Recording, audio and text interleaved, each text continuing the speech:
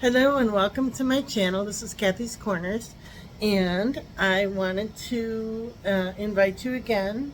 I know nobody's watching, but eventually somebody is going to watch these groups, and this is just a group for myself, an online group, and I invite you in anytime, if you want to join me. I have a email address that I can post at the end of this, and you can send in an example if you choose to, of what you might be experiencing in the 7 steps. Step 1, identify the problem. Step 2 is identify how you feel about that problem, emotionally, physically, financially, spiritually, any way that you are feeling about that problem. Express how you're feeling. And then step 3 is, like this rosary that I have was in pieces. I think I've said this many, many times on my channel. I don't know if you're watching or not, but it was went through the wash and it broke into pieces, and I put it in a box. And 10 years later, 15 years later, I asked for the box back, and it was made whole again. It was completely whole, other than 3 beads, and I lost those beads somewhere in the process of being sick and things like that. So step 4 is the tools that we can use to help us with that problem in the future. Step 5 is the healing card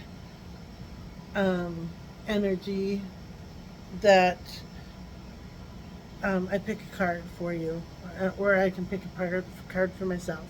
Step 6 is to envision ourselves whole again, where we were once not together, not broken, but like apart. We're not whole. We're not combined together. We're not weaving in together with ourselves. And step 6 is to say, yes, we are weaved back together.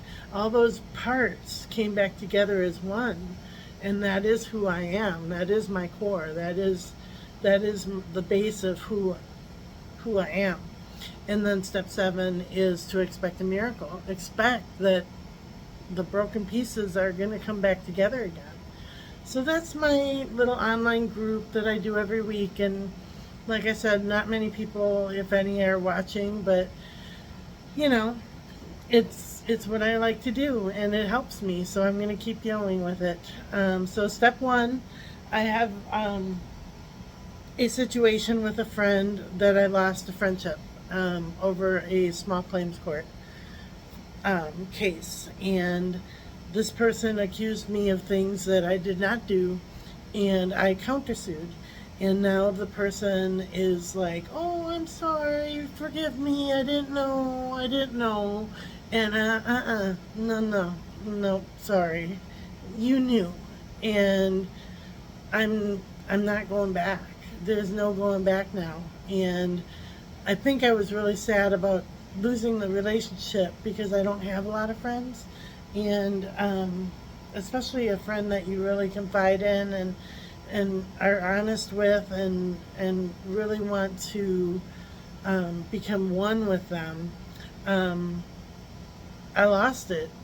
It's gone. And that turned into a bigger picture of my past and my public record, and the charge that I have on my public record that says mental health and mental disease and mental defect, and how that tattoo is on my chest. And I want that tattoo gone. That's the miracle I want gone. That's the broken piece that I want gone.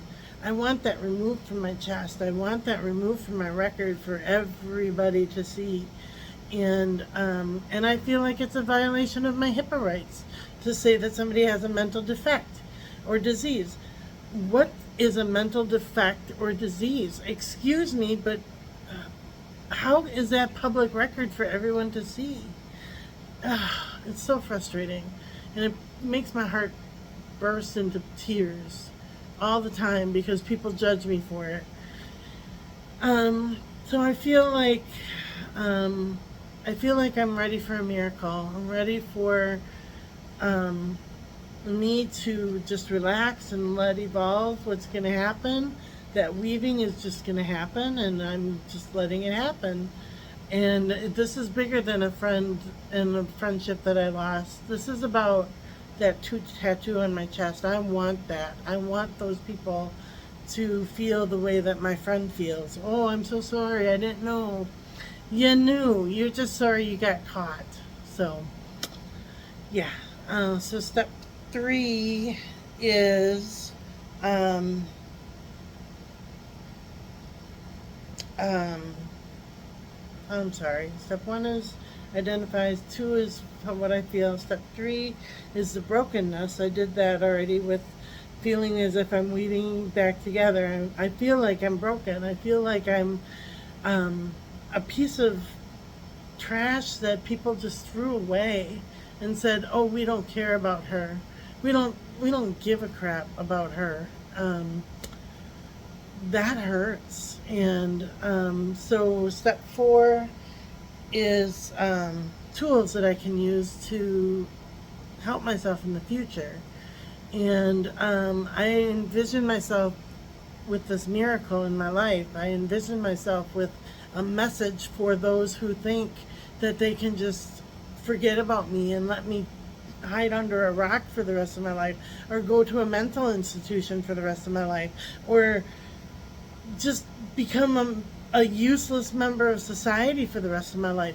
No more. I'm not going to put up with it. I'm not tolerating it anymore. I'm taking a stand. And the tools that I'm using is in the lane. I use this pretty much every week. You're driving in a lane and cars are coming at you, and you're feeling really, like nervous because you see all these cars. So you got to use your blinker to get to the right lane, to the correct lane. Get out of that lane where the cars are coming towards you, and get into that flow of that river, the lane where everybody's going in the same direction. And so I'm using my tools. Buckets are a big one. Make a plan, do your part, and let it go. And that's exactly what I'm doing. I'm doing my part and letting it go. And then I'm also, thinking of these volleyballs that come at my head. You just keep getting up. You just keep getting up. You just keep getting up. I use the same tools every week, but they work for every problem. And I admire myself for the struggle that I've been through and how strong I've become because of that struggle. So I'm giving myself some affirmations of saying, you know what, you are not going to stop. You are not going to stop. You will continue forward. And just like a lifeguard, when somebody comes and tries to grab you around the neck and take you down, you kick them off, you throw them a buoy, which is the resources, and say, you know what, you got to take care of yourself. I am not going down for you. So, all right. And then step 5 is the healing spirit cards. They look like this. They look like this. All right. So the intention I'm setting with this card is I expect a miracle. I am seriously expecting a miracle this time. I want people to be like the Hangman card in tarot, hung up by their feet and seeing a whole new perspective. A whole new perspective. Oh. There's 2 cards, so I'll keep going till one pops out. All right. So, this says, true love can never be lost. And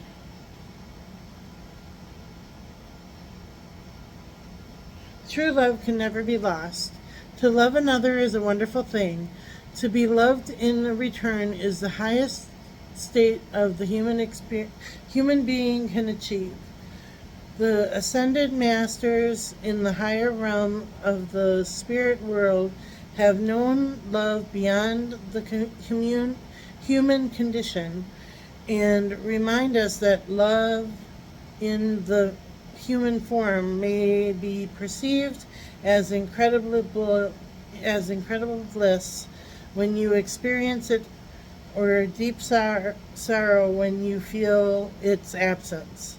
But when it has truly touched your life, it is forever, and neither time nor death can destroy it.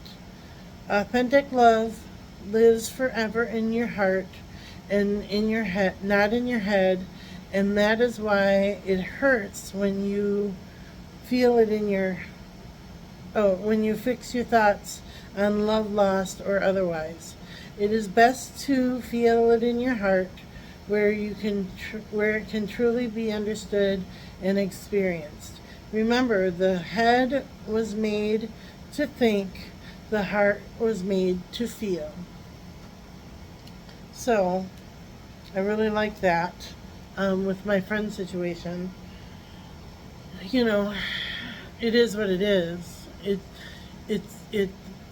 It was a beautiful friendship while it lasted, but she intentionally harmed me and tried to ruin my reputation. And it's time for me to let her go. And even if it's my only friend, I have to let her go. So I wish her well, and I wish lots of love. Yeah, so, all right. And then that was step 5. Step 6 is coming back together again. Something weaved these beads back together again, and it wasn't human. And that's what's happening to my life right now, whether people like it or not. My life is getting healed and coming back together. And so I'm really glad nobody's watching these videos, because they're going to be like, what? What happened? How did she do this? How did she do this? How did she do this? I didn't do it. That's the thing. So, all right. And then step 7 is to expect a miracle. And that miracle has already happened. I made especially a financial, I'm really having financial difficulty this month, like meeting my bills. And I made a prayer to my higher self to say, I give you X amount of money, let's say $4,000 to pay my bills this month, which is what I need and I don't have.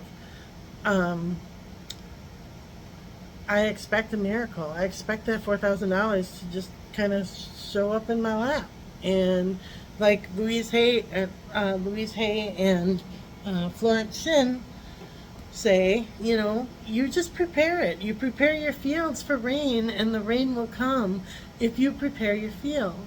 So I prepared my field by praying for a miracle, and I expect that I will meet my bills this month, just like every other month, and everything will be just fine. All right, so that's my example for the week. This is the Florence Shin book. It's called The Complete Works of Florence Shin, and the book that starts off is The Game of Life and How to Play It. And I just randomly picked out a portion of her book and read that. And I'm going to, and I don't pick it out beforehand. I just kind of open a page and start reading.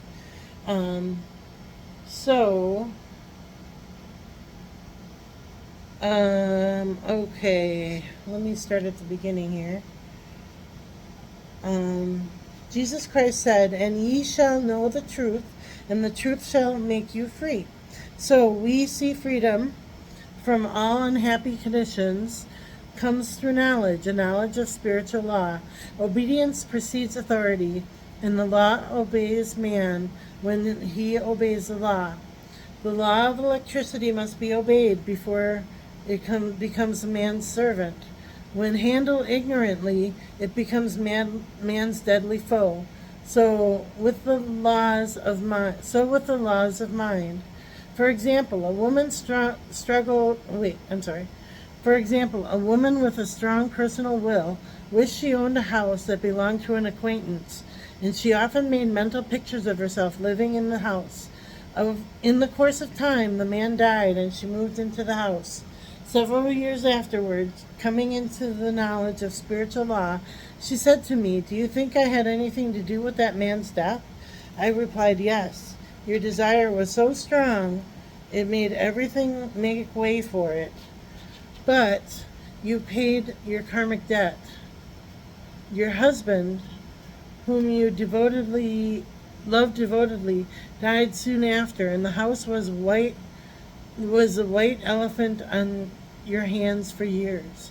The original owner, however, could not be affected by her thoughts, and had he been positive in the truth, not her husband, but that they were both under karmic law, the woman should have said, feeling a great desire for the house, infinite intelligence, give me the right house, equally as charming as this one, to the house which is mine by divine right. The divine selection would have given the perfect satisfaction and brought good to all. The divine pattern is the only safe pattern to work by.